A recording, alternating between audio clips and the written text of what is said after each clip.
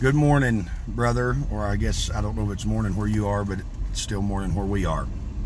I wanted to reach out to you about something. I don't really know even hardly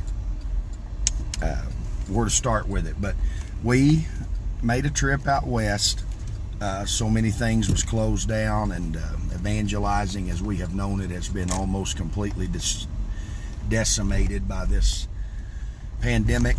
But we made a trip out west to visit some of the pioneer works, different men there in Montana, Idaho, and Colorado.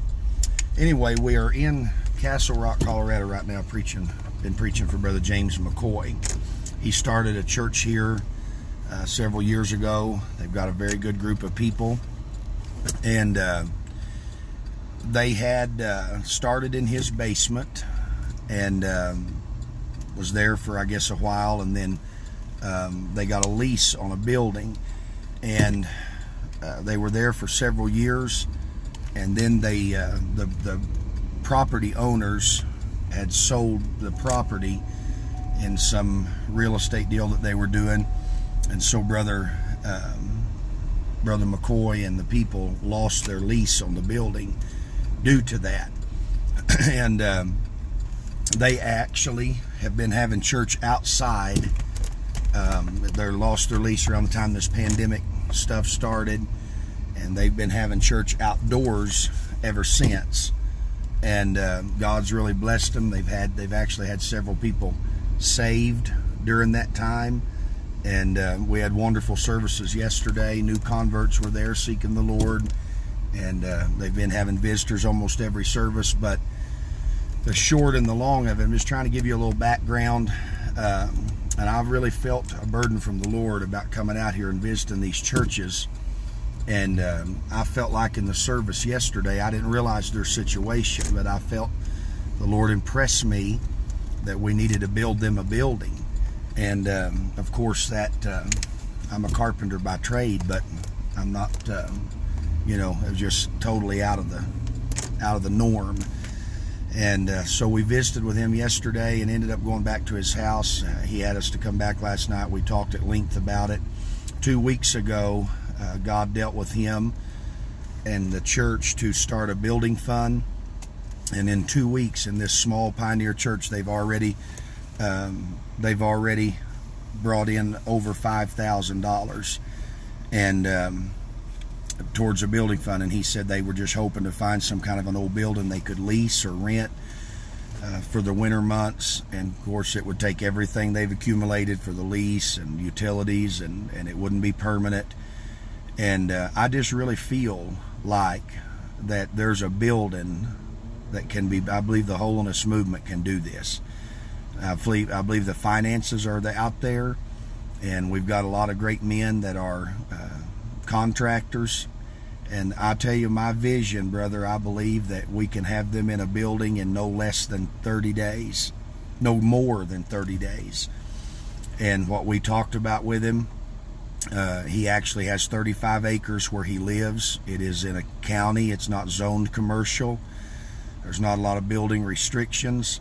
And what he would like to do, if possible, if they could build a pole barn, just a wood frame pole barn, metal siding, insulate it, put OSB on the inside walls, paint it, stain the concrete floor, and use that for a church, at least get them through the winter months.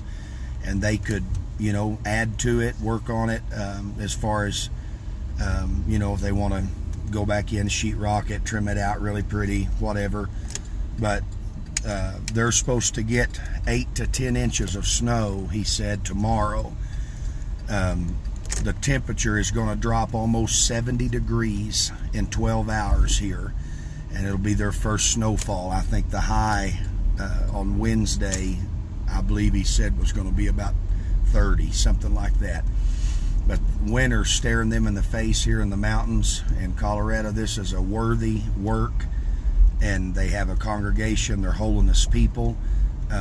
There's a family there that is from Brother David Webb's church. They felt led of the Lord to come out and assist in this work here.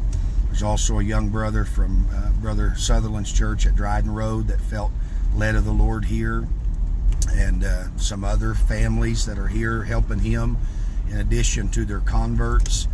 And I'm more than willing to travel back out here in the next few weeks if we can get some finances together. These large portable building companies that are in our movement, pole barn companies, I just feel like it wouldn't take hardly any effort at all for God's holiness people to put this man and his family and this congregation in a church in the next 30 days. And I don't think it'd be hard at all to find the men. We've got a lot of friends around home that do construction work. I believe we can get a building put up if we can get the funds to get it bought, and just get them a pole barn building there, and a metal building, you know, wood frame with a metal building. So he told me, he said, I don't know anything about building. He's a computer programmer by trade, and works in an office there. And he said, I don't even know where to start. But he said, having a building of our own is something we never hardly believed was possible. And he said, they were humbled and touched, but he said, if you just do whatever you feel like doing, brother, and we're behind you 100%. So they've got $5,000 to start with. And I've already talked to some men. I believe we've got some guys that's willing to help us get it built. And I'm just reaching out and seeing what's out there, who's out there, what can we do about putting this congregation. They can't have church outside in the winter in the mountains of Colorado, and they've got to do something, and got to do it fast. And I feel like the Lord led us by here and felt a burden to try to build them a building. And so I'm doing the only thing that I know to do. It's a little out of my world and comfort zone. I can build buildings, all right. I've built a lot of them, houses and buildings, and everything from dog houses to $1 million homes. But I don't have all the resources, and I obviously can't do it by myself. So I am appealing to the people of God the only way I know what to do, and asking for help. I don't know even where to start to organize something like this. I just know there's a need there. And I believe God's in it, and I'm asking you for help. I'm asking you for advice, for direction, assistance, anything else. Just reaching out to see what we can get done here and try to help this brother and his congregation. So anyway, let me know, touch base with me, tell me what you think, how you feel. Just don't annihilate me with don't tell me it can't happen, because I believe it can. So just let me know what you think, man. I know it's a big undertaking, but man, we build churches. Holiness Movement and the Pentecostal people are sending money by the multiplied thousands overseas. And if there's a nation on earth that needs our finances and needs our resources and revival, it's America. And we need it bad. We need it yesterday. And so I'm not against overseas missions, but I am not only not against them, I'm for them, but I'm certainly for a work being done right here in the United States. We need it desperately. And they're having people get saved. They're having visitors. I believe he said almost every service they've had families visiting, new people coming in. And they have a beautiful location, not even a mile off of I-25.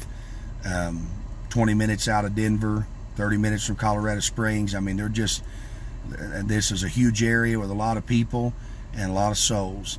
So can you help me?